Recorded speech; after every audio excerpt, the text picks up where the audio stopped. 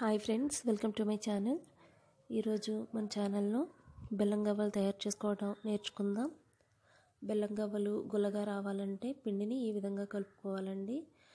1/2 KG మైదా, 1/2 cup గోధుమ రవ్వ, కొద్దిగా వెన్నపూసను వేసుకొని బాగా మిక్స్ చేసుకోవాలి.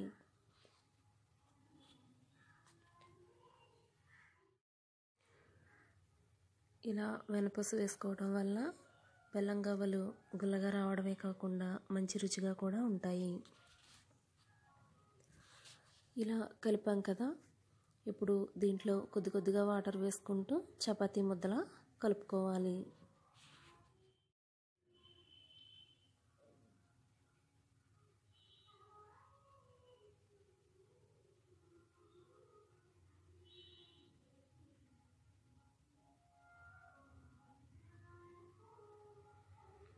ఇలా చపాతీ ముద్దలా చేసిన తర్వాత 10 నిమిషాలు బాగా మద్దించండి. ఈ విధంగా మద్దించటం వల్ల పిండి సాఫ్ట్గా వస్తుంది. ఇలా మద్దించిన తర్వాత ఒక ప్లేట్ మూత పెట్టి 15 నిమిషాలు అలా వదిలేయాలి. ఇప్పుడు బాగా సాఫ్ట్గా అయిపోయింది కదా, ఇప్పుడు ఆ పిండిని చిన్న చిన్న ఉండలుగా చేసుకుందాం.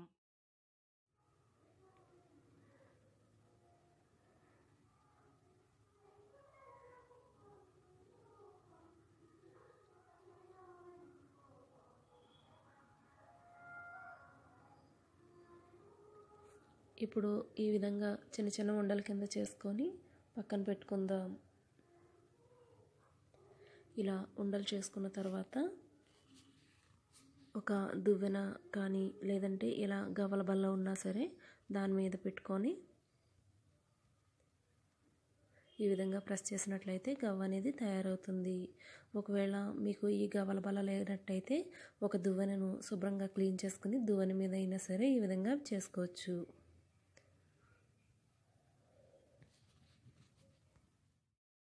ఇదే విధంగా మొత్తం అన్నిటిని కూడా ఇలా గవ్వలుగా చేసుకొని పక్కన పెట్టుకుందాం. ఇవన్నీ చేసాం కదా, ఇప్పుడు గ్యాస్ మీద ఒక బాండీ పెట్టుకొని ఆయిల్ వేసుకుందాం. ఆయిల్ హీట్ అయిన తర్వాత వీటిని డీప్ ఫ్రై చేసుకుందాం.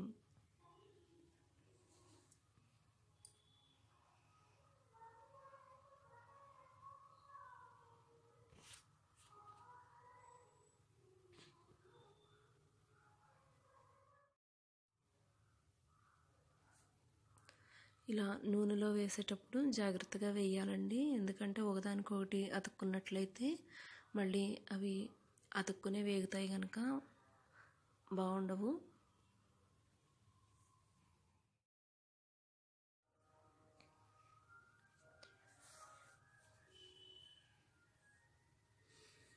ఇవన్నీ వేగిపోతున్నాయి కదండి. లైట్ గోల్డెన్ బ్రౌన్ కలర్ వచ్చిన తర్వాత ఇవన్నీ తీసేసుకుందాము.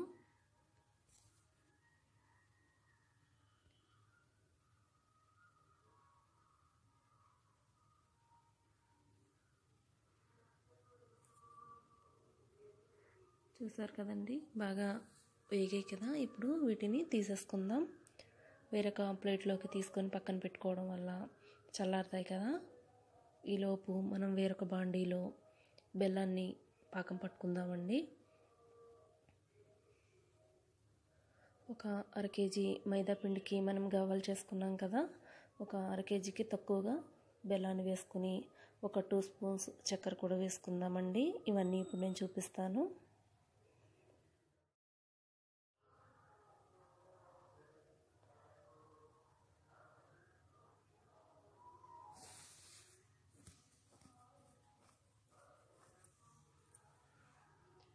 చూసారు కదండి, బెల్లంలో కొద్దిగా చక్కెర వేసుకోవడం వల్ల పాకం చాలా టేస్టీగా ఉంటుంది.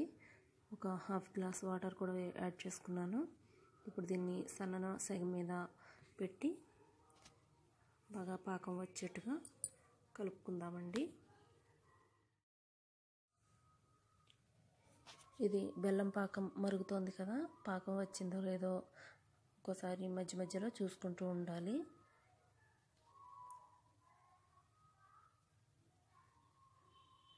ఇప్పుడు 2 స్పూన్స్ ఆయిల్ వేసుకుందామండి.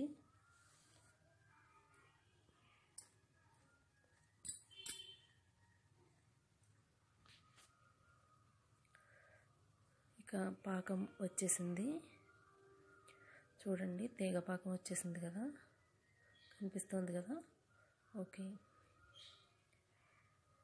ఇప్పుడు దీన్ని గవ్వల్లో వేసుకుందామండి ఈ పాకాన్ని. ఇప్పుడు స్టవ్ ఆఫ్ చేసి యాలకుల పొడిని యాడ్ చేసుకొని బాగా కలుపుకుందాము.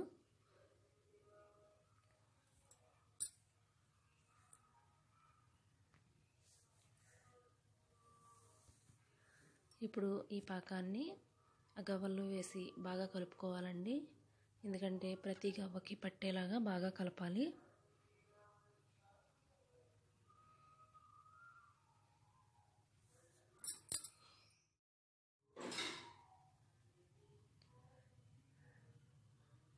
ఈ పాకం అన్ని గవ్వలకి అయ్యేలాగా బాగా మిక్స్ చేయండి.